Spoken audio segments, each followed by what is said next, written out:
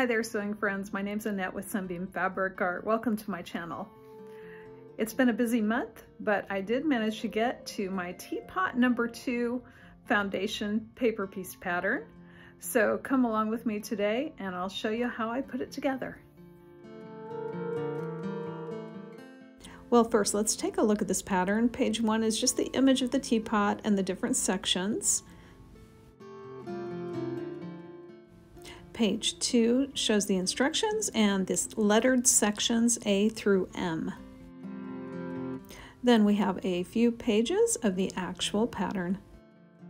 Before choosing fabrics, I did get out my Teapot #1 and to take a look. I didn't want to have duplicate colors or have two identical teapots in this project.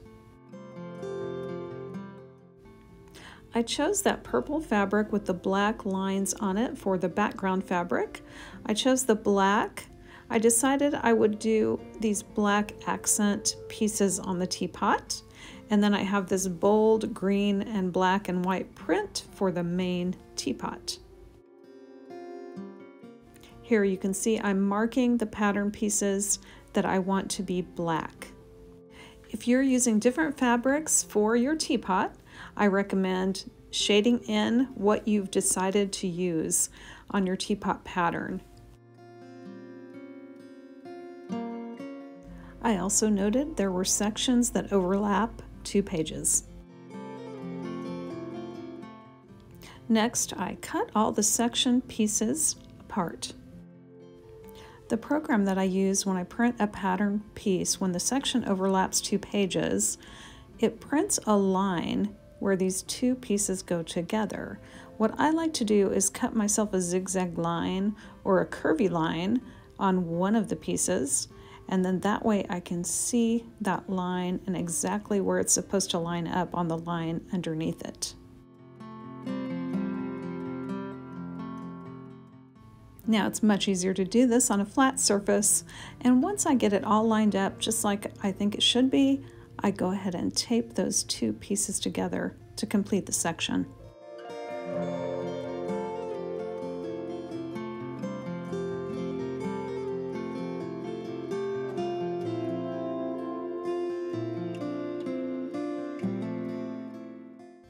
I'm going to take you through cutting up the fabric for one of these sections. This section has 4 different pieces. The bigger pieces are going to be my background fabric, and the other 2 smaller pieces are going to be that green print. When cutting out pieces for a paper piece pattern, you want your wrong side of the fabric to be up and your pattern piece to be up, because we're going to be sewing these pieces to the back of our pattern, and that right side will need to be going down. You will notice I cut very generous seam allowances for myself for foundation paper piecing. It does create a little bit of waste, but this is something that I enjoy doing, and I usually find ways to use up my scraps. For this second piece, I kind of folded the pattern back upon itself just so I could kind of get an idea of how big that triangle needs to be, but mostly I'm kind of just eyeballing this. I just need a long rectangle of the green print for one of the pieces of this section, and then I need a smaller triangle for that little tip. Once those 4 pieces are cut, I stack them with the pattern piece. I continued cutting out all the fabric I would need for each section.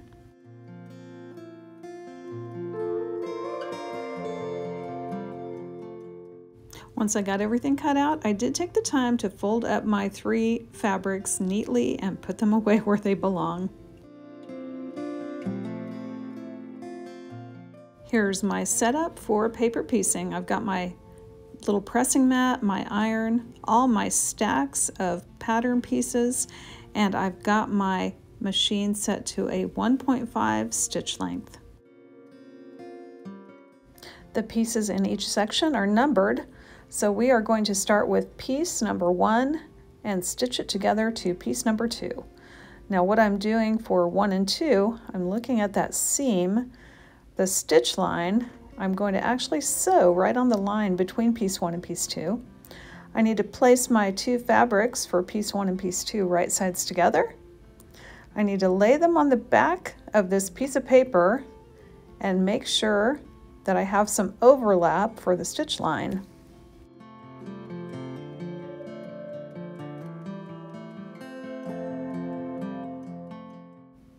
Now, if your fabric is not too dark, you can sometimes hold up the fabric to the light and you will be able to see that your fabrics do overlap that line that you're going to be sewing on.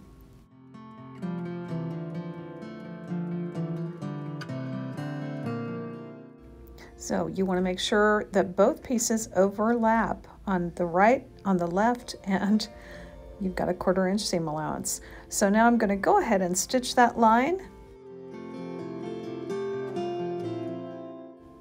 I always stitch a couple of stitches ahead of the line and a couple of stitches after the line.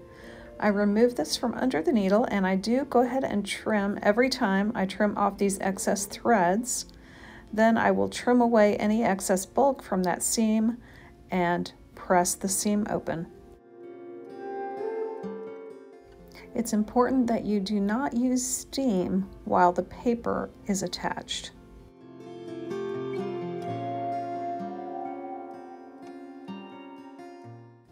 Now it's time to add piece number 3. So I am going to find where that stitch line is. I am going to flip this next piece right sides together with the back of the project, and I want to make sure that that is going to hang over for my 1/4 inch seam allowance, and make sure that it covers the right and the left side of that line as well.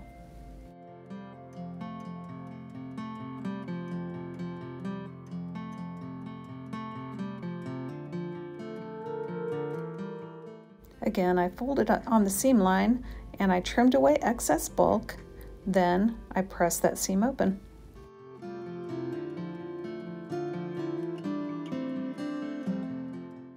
Well, let's add a couple of more pieces and then we'll skip to the end. I'm adding piece number 4 now, so I am going to take that piece and make sure when I flip it to the back side, it is right sides together with the project that's already assembled on the back. If you're attaching a very large piece in your section, you may want to use pins to hold it in place.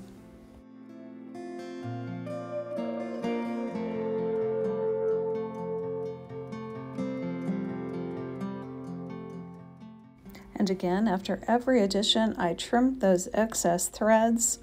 I fold the paper on the seam line, trim away excess bulk, and press that seam open.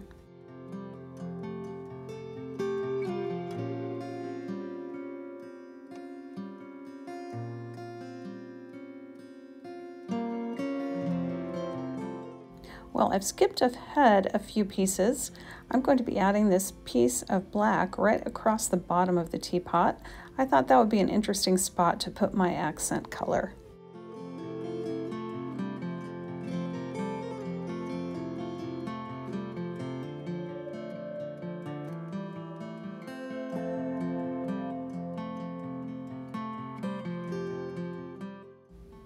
Once that black section is pressed open, I just need to add a few more pieces to create the curve on the bottom of the teapot. I got in a little bit of a hurry and sewed my piece right side to wrong side, so I did have to pick out that seam. When you're picking out seams of foundation paper pieced patterns, I go one stitch at a time. I don't try to rush it, otherwise you'll have a big mess on your hands. I also put a little piece of tape over that stitch line to give it a little stability since I'm going to be sewing on it again.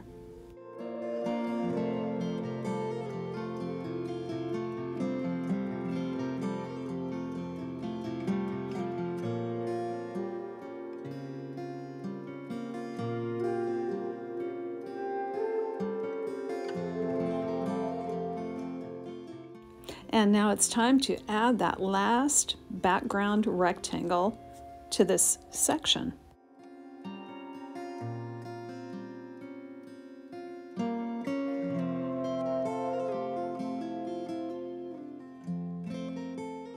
And here is a look at that section, all completely stitched now. It will just need to be trimmed. The good news is I skipped ahead for you and I finished all the sections. Now we're going to get them trimmed up so we can start assembling the block. I will show you a couple of ways I trim my sections. First, on larger sections, I use my rotary cutter, my cutting mat, and a ruler to trim on the dotted line of my pattern piece.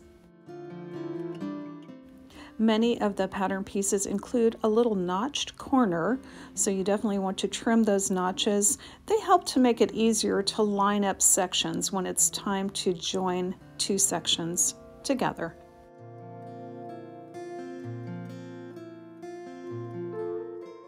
For small sections, I just hold the section in my hand and I trim that dotted line with a pair of scissors.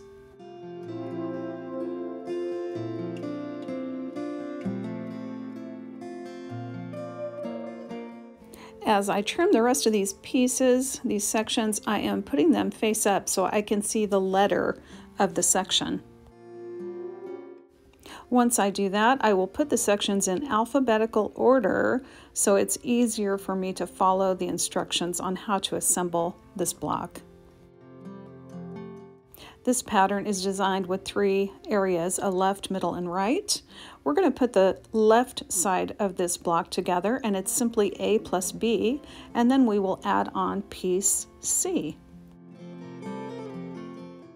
I like to then lay these pieces fabric side up so I can actually see the picture that I'm trying to put together. I can also see where items on my picture need to line up with each other. So here we have a couple of places, especially that handle, that teapot handle is going to need to line up. So I'm going to set that aside and I'm going to work on A and B first. And I'm going to use clips on the places where this teapot handle joins together. Then I clip that at a 1/4 inch seam on that stitch line. Then I will open this little unit up and see if these places that need to be together do match up. And then I can make adjustments before I actually sew the line.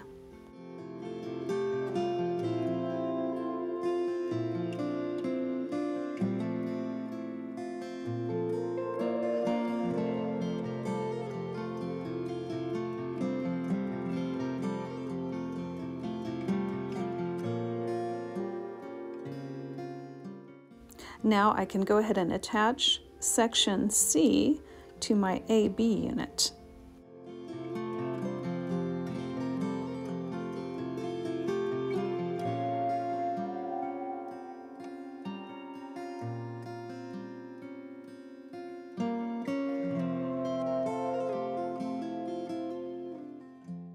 After stitching that seam to add section C, I do double check and it looks good. It looks like my teapot handle is going to all match up. I'm going to take a little bit of time and remove some of the paper. Sometimes I leave it on, sometimes I take it off, but if it's a place where I'm going to stitch over again when I join that middle unit together with the left-hand unit, I don't want to be having 3 layers of paper encased in a seam because they'll never come out. I went on following my instructions to put together the middle unit of the teapot and then the right-hand unit of the teapot, which is the spout. I just finger pressed at this point because I wanted to have a little wiggle room. I wait to press the block until the whole thing is completed, but I went ahead and put the left, middle, and right units together to complete this teapot.